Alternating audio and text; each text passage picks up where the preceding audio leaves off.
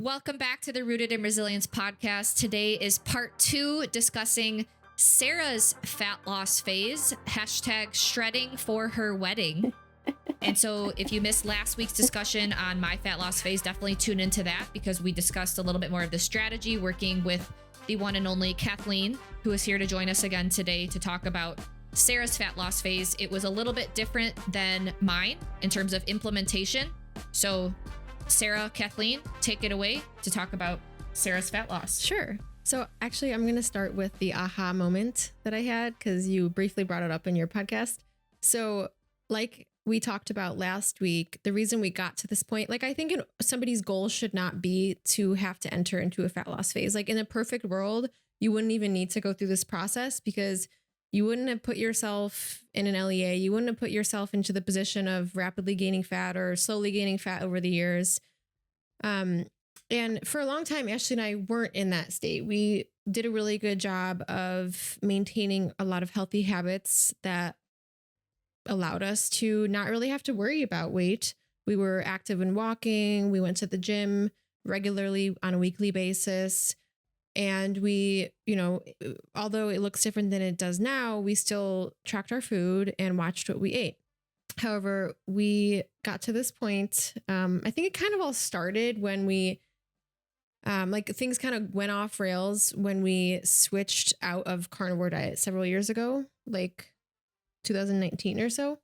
And we really got into the pro-metabolic way of eating, but in our nature, we took everything to an extreme. So I literally took the messaging of stop working out, and I stopped working out, and I rapidly added calories to my diet. So this was 4 or 5 years ago now, but it kind of set this like trend for the next few years to kind of like ebb and flow between being consistent in the gym and not being consistent in the gym and eating more and eating less, just because I was kind of overall just like always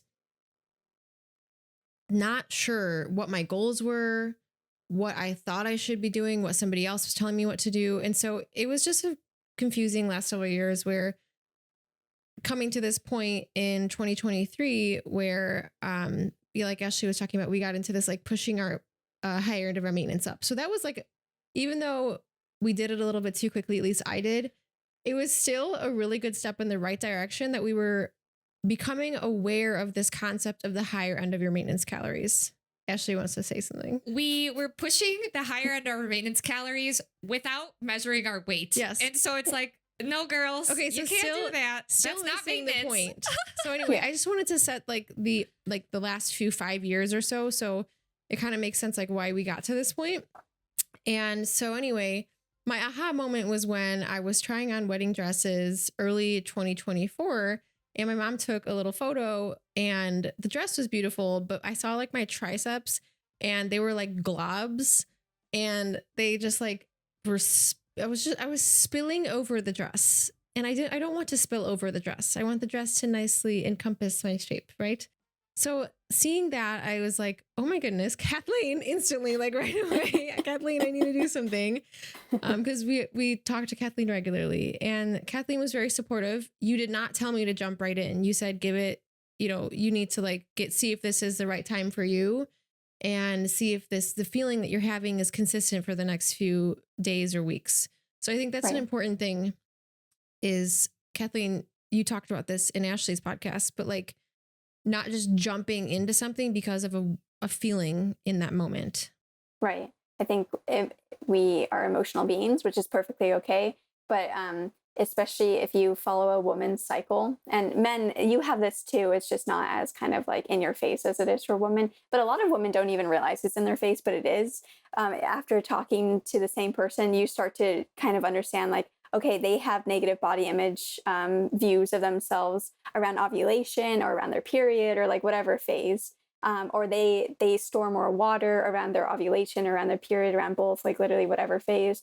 And then you start to say like, okay, don't make a rash decision in your luteal or in your follicular or right before your period. Like, let's see what happens when you're outside of this phase. Let's see what you think about yourself, how you feel about yourself, how your significant other is responding to you, right? Because like, there is a whole complex hormonal, pheromonal, like signaling that we don't necessarily understand that's going on during all phases of our cycle. And the way that our partners respond to us during all phases of our cycle is it changes, and that's okay. It's supposed to be like that. But like, if you're feeling not so good about yourself, if your partner's not feeling, so good about the relationship, et cetera, like that shouldn't be a reason to, jump into a fat loss phase. Like, take a deep breath, take a second, like wait until you're in the next part of your cycle, and then evaluate it from, more of a logical side. Yes, the emotion is important. Yes, we want to feel and look good about ourselves and all that stuff. But, you want to do it more from a logical side, because like if we're doing it from an emotional side, when it comes to eating, we're very emotional eaters. Most people are. I mean, you start to, like what Ash was talking about how going for a walk afterwards, so you don't get into this idea of just like eating because you're bored and stuff. Well, you start to notice these things, especially when you're in a fat loss phase. But we're doing it all the time. So we can try to be less emotional and a little bit more strategic and logical about things. I find that is really helpful, especially to like set yourself up for a positive experience of a fat loss phase. Definitely. Yeah. I remember the phone call. It was Sarah and I on a walk, and we were talking to Kathleen, and we were walking on the side of the perimeter fence on the farm. And Kathleen was like, let's just see if these feelings are here in 2 weeks. Yeah.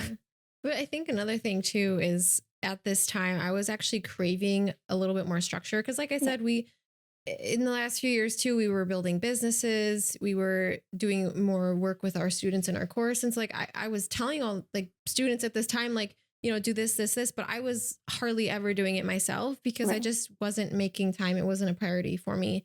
So anyway, I felt this craving to actually start having a little bit more routine and consistency, and almost like I wanted to prove something to myself that I could do it. So there was a motivation there. There was the emotional response, but there also was the physical need, because I really wanted to feel really comfortable and proud of myself on my wedding, which was going to be in October. So about 7 months away from this time span.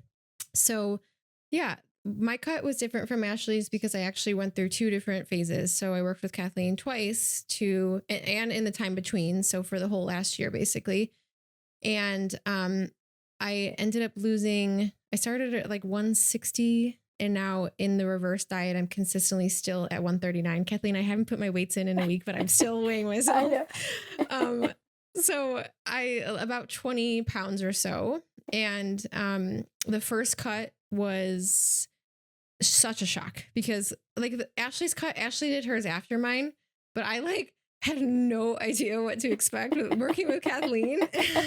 Ashley. Oh my God. Ashley. I was like, Ashley. But the thing is like Ashley's so right. The first week is a state of shock, but then you're like, okay, I'm in the flow of this. Like I've got this. If you have the support team set up, if you have people in your life who are going to hold you accountable, if you have a coach who's going to hold you accountable, I think you can do anything you set your mind to.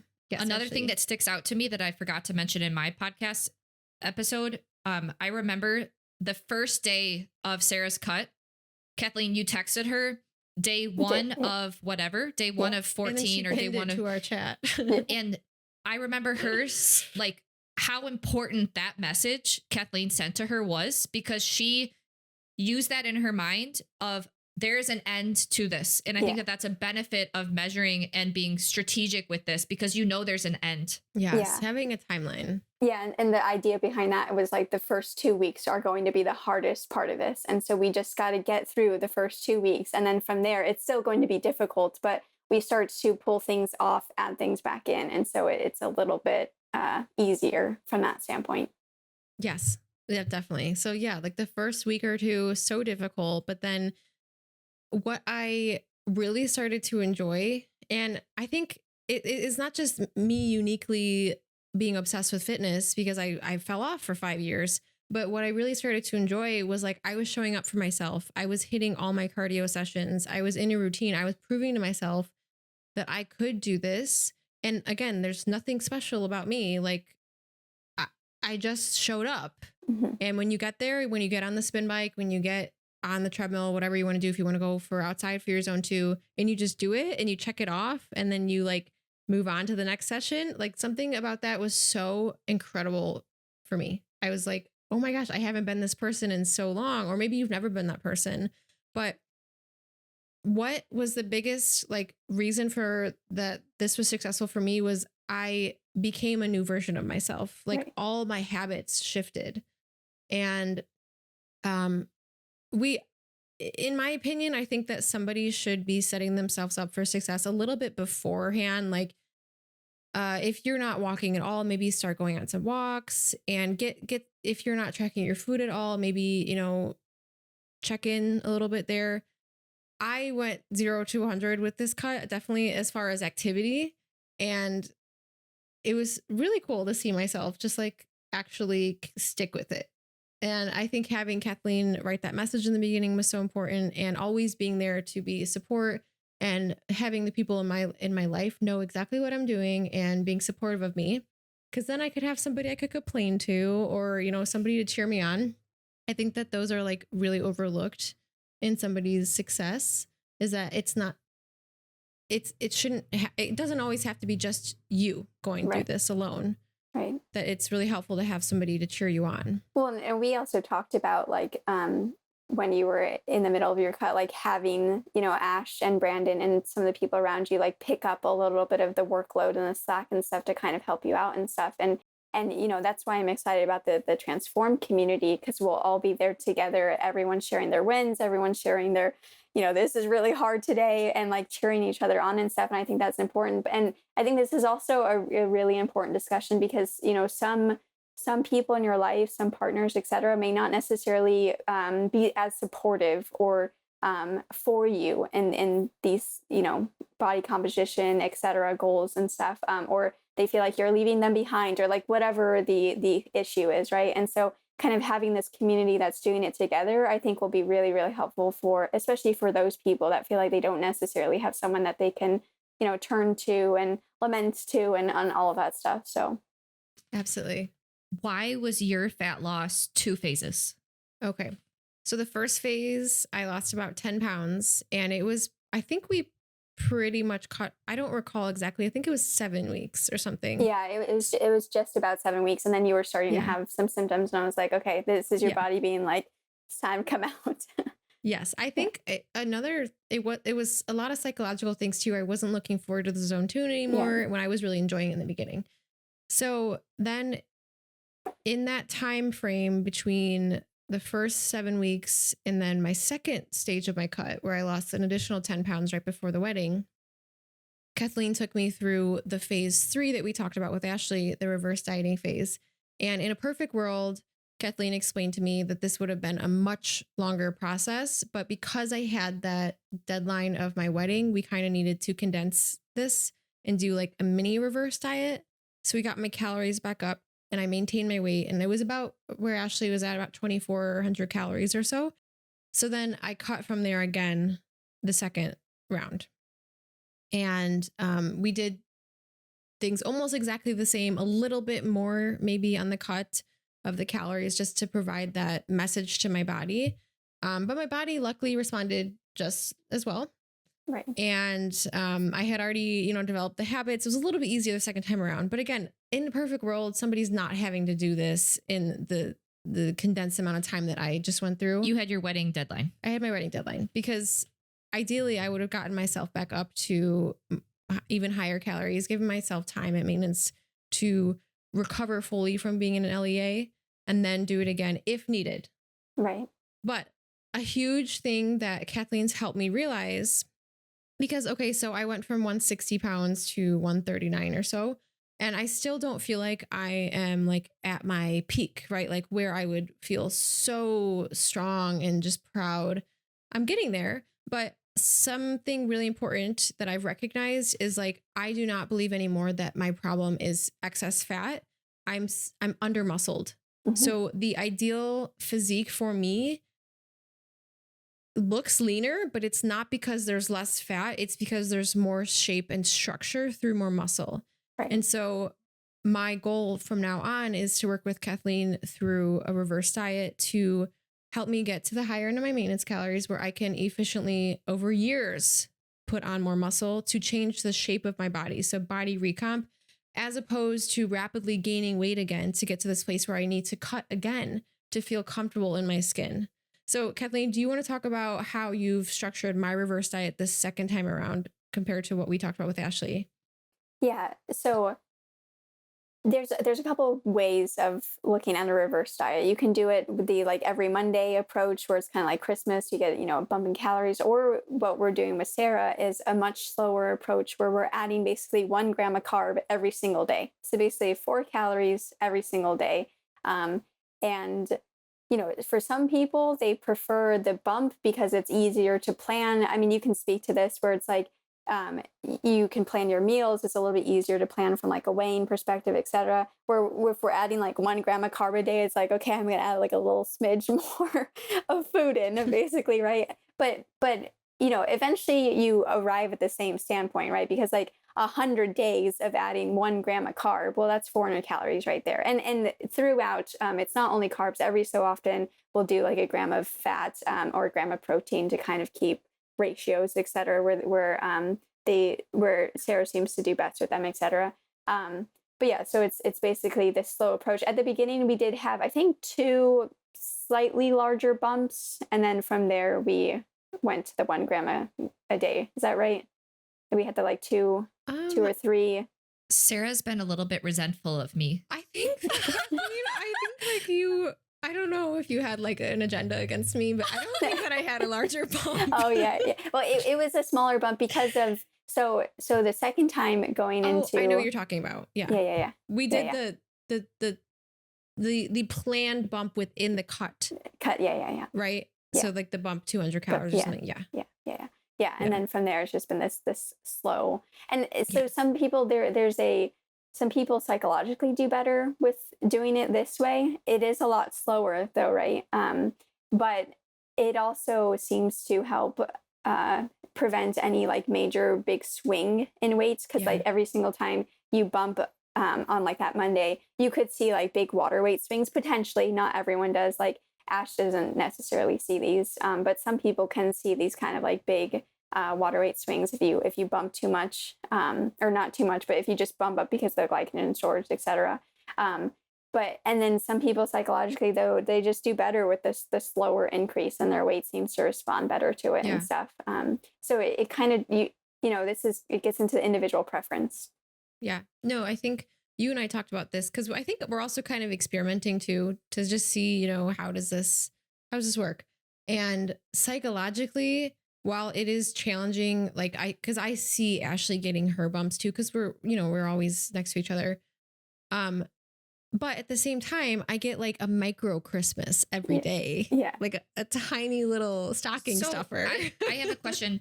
Kathleen, is the difference between our reverse diet, and again, to make it extra crystal clear to the audience, coming out of a fat loss phase, you need to have some strategy, some plan to get out of an LEA, right? And that can look a little bit differently, but one thing that you shouldn't do is just not track and just eat like what you were doing before. Yeah. So you've got to have some sort of plan out. With mine, it was a little bit more like, let's bump up 1 time a week calories. Sarah's is a little bit slower. Can you talk about why the difference is? Yeah. So I think the big thing with yours, Ash, is that you were just starting at a higher calorie. And so you were able to handle the bumps a little bit more. Where with Sarah's, like optimally, we would have had a lot longer in between the first fat loss phase and the second fat loss phase. And so because of going pretty much, real fast right into a second fat loss phase, I think the way in which the metabolism responds, it just seems like if you're going to do that, the slower approach works better from what I've seen working with people. Do I have like any kind of like mechanism as to how that's happening? No, I really don't, but it's just what I've like anecdotally seen now doing, taking multiple people through this. Well, I think from how I view it, it's like the metabolic adaptation that happened during the cut. So Sarah went through 2 cuts this year, which every cut that you choose, you're consciously choosing to go into an LEA state. And we know from the Minnesota starvation experiment that when you go through this time period, your calories out, your metabolic machinery is downregulated. And so you do need to be conscious of that, because you can't just throw calories in. As we talked about in the Seco podcast, your calories out's been downregulated. That dial's been turned down a little bit. And so being aware of your current metabolic state and working with that to improve your calories out without gaining the fat mass back is important to tune into. Well, and you also see in like the MSC that they tended to do better, at least symptom wise, and with not going into this like negative, people talk about like retracing and like you have to get worse before you get better and stuff. But it seems like the lower calories they went and kind of the slower they went, the less likely those things were to happen. And so again, kind of like an abundance of caution type thing with Sarah, like not wanting to put her into this like negative state or like overtly negative state, going a little bit slower seemed to be the best way forward. Yeah. Just a little bit more fragile. Sarah, what food were you eating during your fat loss phase? Oh, so it was interesting. The first fat loss phase, I was having sourdough bread with cheese on it with a lot of salt. And we talk about this in the MSC too. And just in general, like the salt craving was so real that cheesy toast was like it for me. Of course, I'm making the bread and it's high quality stuff and whatever. It's not like I'm using Texas toast from the freezer at the grocery store. And obviously eating protein and everything still too. But like that was my fixation for like the first 6 weeks. I think I had cheesy toast every single day, like 2 meals a day. And I just needed the extra salt. But in the second phase, that was like out. It was so out. So it's really interesting. Like what was in for the second phase? The second phase was all about Japanese sweet potato. Like, but I think it's valuable to just like have some structure. Don't like force yourself to like have all these new different foods all the time, completely shift your diet. You're just shifting the amount. You should always be still having what you're craving and your favorite foods. Like know what food you do well with. Yeah, exactly. Yeah, exactly. I was always checking in with them too, being like, are you craving anything? Because we purposely kept protein, people would say that we kept protein too low for a cut based off of the narratives that are out there right now, that we need a protein max and all of this stuff. But I very much disagree with that. I think if anything, keeping the carbohydrates as high as possible is most important. But I would have, constant conversations with them of like, are you craving steak? Does it seem like you maybe need some more micronutrients from these kinds of foods? And if that did happen, then I would want the person to like take a day to have a little bit more of those foods. Don't blow the calories out of the water, but just like maybe change up the macros a little bit, so that your body is able to get what it needs from those foods, and then get right back into the macros that that we're aiming for and stuff. I think that's very important because when we're in a cut, like there are going to be days where things are a little bit harder and we're craving things and stuff. And if we can massage things a little bit to still keep you in the cut, I would rather do that versus immediately just like, stop the cut. Just like there were so many people, they're like, okay, I can't stick with this anymore. And then like one cheat meal becomes a cheat day, becomes a cheat week, becomes a cheat month. Like, and then we're just, back to where we started from or even higher than that. And so anything that we can do to kind of keep someone in a good place and keep moving forward, I think is very important. And it's not like we were eating like low protein. We were still over 100 grams of protein. And that's an important thing for satiety and micronutrients and building block material. Right. Yeah. So two more things I wanted to touch on. One, like, again, another reason why I thought that, I know we got to wrap this up quickly, but why I thought it was a good time for me to cut. So in that span of like 5 years that I referenced in the beginning of this podcast, there were a number of foundational things that were not going right for me. I was not sleeping well at all. Just things that are crucial during a cutting phase, or just to be healthy in general, to have your sanity. You have to be sleeping.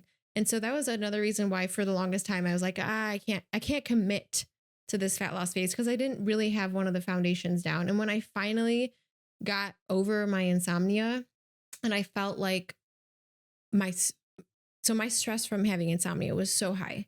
I just had such elevated cortisol. I was always in a bad mental state because it's impossible to go through the day in a pleasant attitude when you haven't slept in like 3 weeks, right?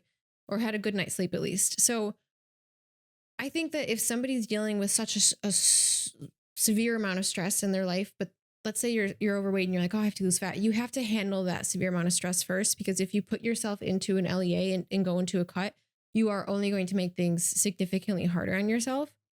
So we talked about like, different health reasons why maybe now or is the time or not the time, but in your life, if you have such a high load of work or stress or relationship issues or anything, that might not be the right time for you to cut, because you really have to be in a good headspace first. So again, I have finally had all that in place. So it was the right time for me.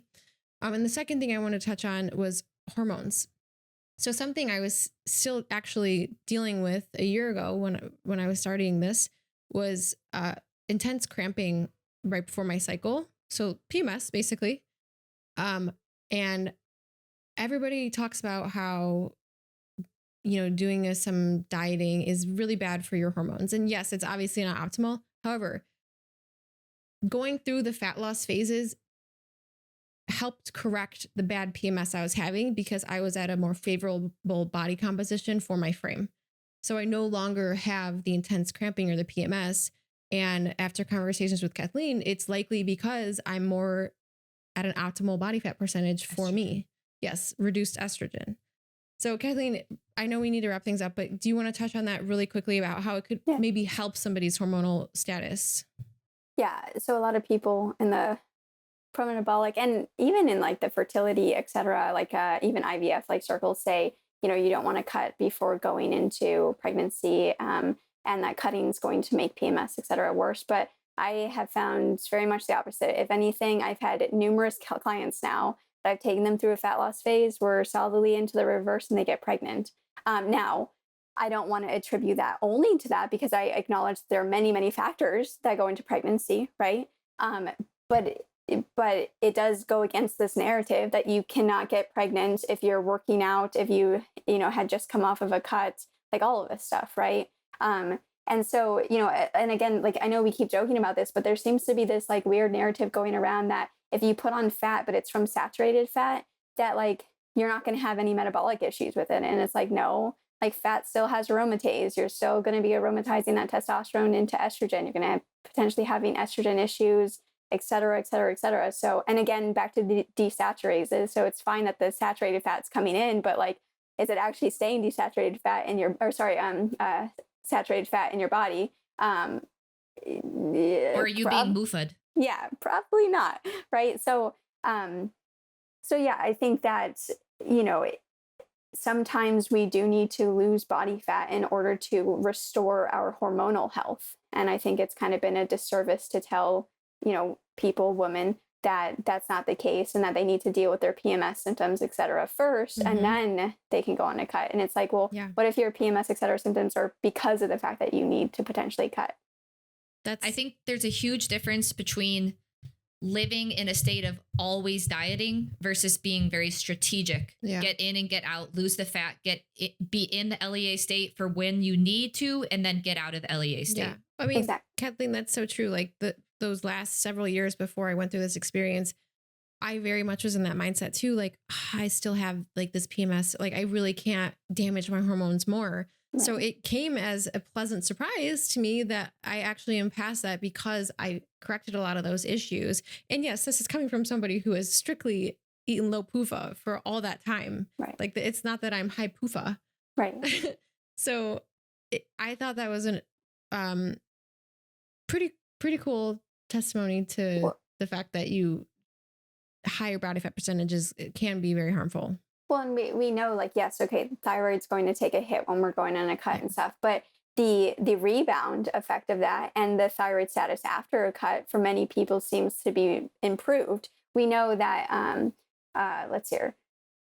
Yeah, I mean, the estrogen thing, we know that typically if someone is diabetic, pre-diabetic, they have quote unquote insulin resistance, or so that means they're having issues with all the glucose transporters, that if they lose fat mass, they tend to regain glucose sensitivity and the ability to use glucose again. So again, like, how are you going, like, if the excess fat on your body is what is causing the glucose resistance, like, how are you going to solve that without losing the excess fat?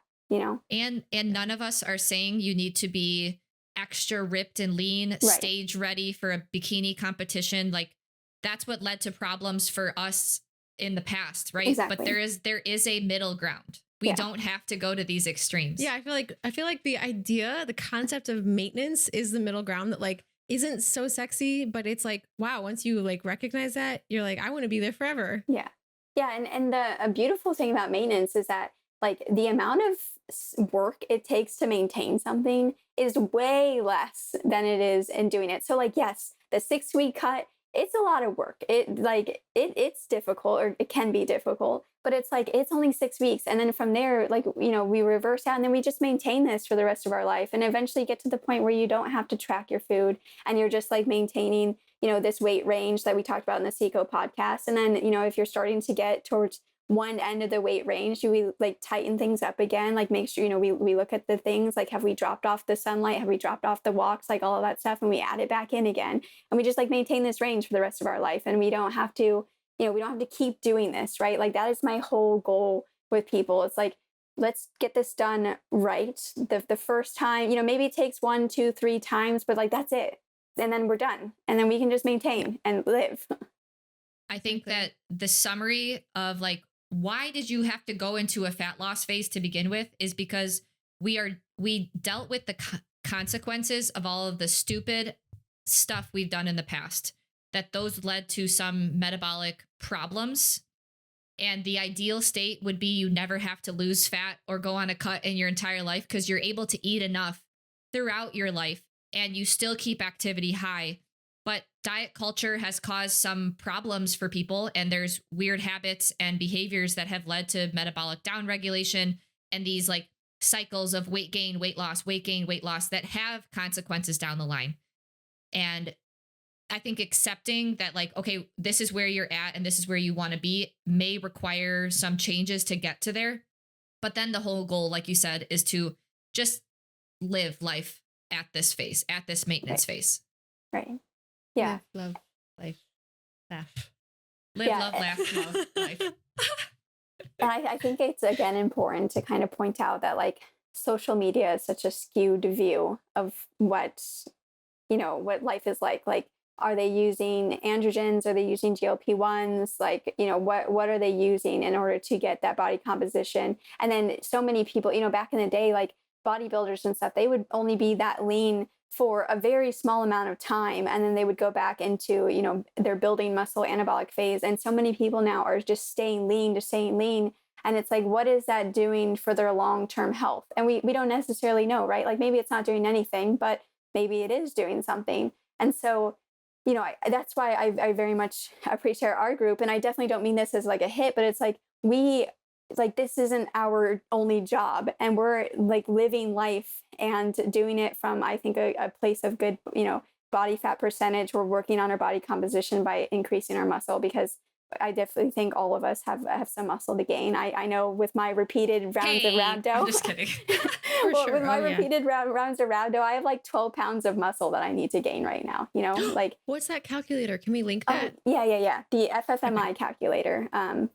We'll give that to Tyler to link it. But so basically, it's the free fat mass index calculator, and you can basically go on there and put, you know, your current stats. And then it'll give you a number of like, this is how much pounds of fat you still need to lose, and this is how many pounds of muscle you need to gain in order to kind of maximize your FFMI. And like they say, like 25 is the maximum FFMI if you're natural, so you're not using steroids, etc. So you know, you don't necessarily need to get to 25, but it's like if you want to maximize your quote unquote genetic potential and your ability to put on muscle and to look a certain way, then this would be something you would aim for. And like maybe you start aiming for that, and then, you know, maybe you get to like an FFMI of 20 or whatever, and you're like, yeah, I like the way I look, I'm good, like I'm just going to maintain for the rest of my life. And again, that's the goal. So I definitely think we should link that. It's exciting to be like, guys, we're in muscle building phase. Like that's so fun. It's so it's so fun to be able to see yourself progressive overload in the gym, hit your own PRs. It's you versus you. Building muscle increases your calories out increases your BMR. Like it's just a fun place to be in maintenance. Life is better at maintenance. Yeah. But sometimes we do have to go through a fat loss phase, but it should be short-term and strategic. Exactly. Kathleen, I can hear your child calling for you. No, we've kept you on for too long. Okay. We appreciate you very much, and audience, look forward to the next podcast where we're back to having a roundtable and we kind of bring home more points. We'll touch on some more of these points, and how to lose fat is going to be the topic of our next podcast with us, Kathleen and Tyler, which is Team Transform. If you guys are interested in learning more about Transform, which is a program to help you lose fat in a metabolically supportive way, strategic way, there's a link in the description below to sign up for the waitlist for Transform. And you can gain insights and lose fat with Kathleen, Tyler, and ourselves. So any other closing points you guys want to have? Thank you, Kathleen. Yeah. Thank you guys. Thanks for the discussion.